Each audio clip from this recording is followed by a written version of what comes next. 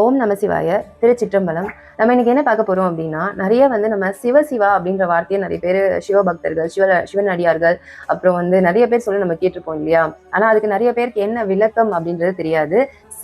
சிவா அதுக்கான விளக்கத்தை தான் நம்ம இன்னைக்கு பார்க்க போறோம். அந்த விளக்கம் தெரிஞ்சா நீங்களும் அடிக்கடி சொல்ல ஆரம்பிச்சிருவீங்க. சிவ என்பது சிவனை குறிக்கும், சிவா என்பது சக்தியை குறிக்கும். சிவனும் சக்தியும் வடிவங்கள் தான் வெவ்வேறு, ஆனா அவங்க ஒரே கடவுள் தான், ஒரே கடவுளோட வெவ்வேறு வடிவங்கள் அப்படின்னு சொல்லிட்டு சொல்றாங்க. சிவனும் சக்தியும் சேர்ந்து இருக்கும்போது அந்த ஆற்றல் ஒரு முழுமையான ஆற்றலா இருக்கும், ஒரு மிகப்பெரிய ஒரு முழுமையான ஆற்றலா இருக்கும் அப்படின்னு சொல்லிட்டு சொல்றாங்க. ஸோ சிவன் சக்தியாகவும் சக்தி சிவனாகவும் இருப்பதான் சிவசக்தி தத்துவம். ஸோ அதுக்காக தான் இந்த விளக்கத்தை உங்களுக்கு சொல்லணும் அப்படின்னு நினைச்சேன். ஸோ மறக்காம இந்த வீடியோ ஃபுல்லா பாருங்க, ரொம்ப யூஸ்ஃபுல்லான டிப்ஸா இருக்கும் சிவபக்தர்களுக்கு எல்லாருக்கும். சிவா சக்தி இல்லாம இயங்க முடியாத சிவன், சிவன் இல்லாம எந்த ஆற்றலுமே இயங்காத சக்தி. சிவன் தந்தை, சக்தி தாய். இந்த சிவசக்தி இந்த பிரபஞ்சத்தோட இயக்கம் அப்படின்னு சொல்றாங்க. இந்த பிரபஞ்சத்தை இயக்குறதே இந்த சிவசக்தி தான் அப்படின்னு சொல்லிட்டு சொல்றாங்க. இந்த ஈருருவ தத்துவம், அதாவது இந்த 2 உருவங்கள் சேர்ந்து இந்த தத்துவம் இருக்குல்ல, இதுதான் சிவசக்தி தத்துவம் அப்படின்னு சொல்றாங்க. சிவனும் சக்தியும் இல்லாம இந்த உலகத்தோட இயக்கமே இல்லை அப்படின்னு சொல்லிட்டு பல உதாரணங்கள் சொல்றாங்க.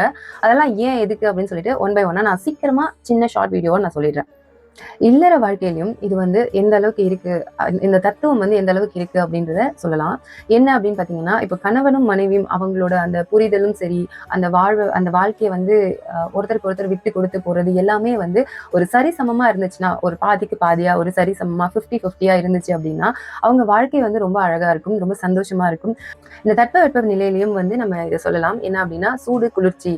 இந்த சூடு குளிர்ச்சின்றது ஒரு வெவ்வேறு விதமான ஒரு இது இல்லையா? ஸோ ரொம்ப சூடு அப்படின்னாலும் நம்மளால தாங்க முடியாது, ரொம்ப குளிர்ச்சி அப்படின்னாலும் நம்மளால தாங்க முடியாது. ஸோ இந்த உலகத்துல இந்த பிரபஞ்சத்துல இந்த குளிர்ச்சியும் இந்த சூடும் சரிசமமா இருந்தா மட்டும்தான் இந்த உலக வாழ்க்கையை நம்மளாலேயே வாழ முடியும். இல்லைன்னா அதுக்கேற்ற மாதிரி இப்போ இருக்கிற இந்த கரண்ட் சிச்சுவேஷன்ல உங்களுக்கே தெரியும், அதிக குளிர்ச்சி இருந்தாலோ இல்லை அதிக வெப்பம் இருந்தாலும் நமக்கு அதனால எவ்வளோ சைட் எஃபெக்ட்ஸ் வருது, எவ்வளோ பிரச்சனைகள் நம்ம ஃபேஸ் பண்றோம் அப்படின்றது. நம்ம நம்ம வாழ்க்கையில நிறைய ஐயோ அம்மா அப்படின்னு நிறைய வார்த்தைகள் முடியாதப்ப, இல்லை ஒரு பேட் சிச்சுவேஷன்ல ஐயோ அப்படிலாம் நம்ம நிறைய வார்த்தைகளை உபயோகப்படுத்துவோம் இல்லையா? ஸோ அந்த மாதிரி வார்த்தைகளை உபயோகப்படுத்துறதுக்கு பதிலாக இந்த சிவா அப்படின்ற வார்த்தையை நம்ம இந்துக்கள் எல்லாம் நம்ம உபயோகப்படுத்துவோம். இப்போ கிறிஸ்டினா இருந்தீங்க அப்படின்னா ஜீசஸ்ன்னு சொல்லலாம், இல்லை ஆமேன்னு சொல்லலாம். முஸ்லீமா இருந்தாலும் முஸ்லீமும் ஆமேன்னு சொல்லுவாங்க.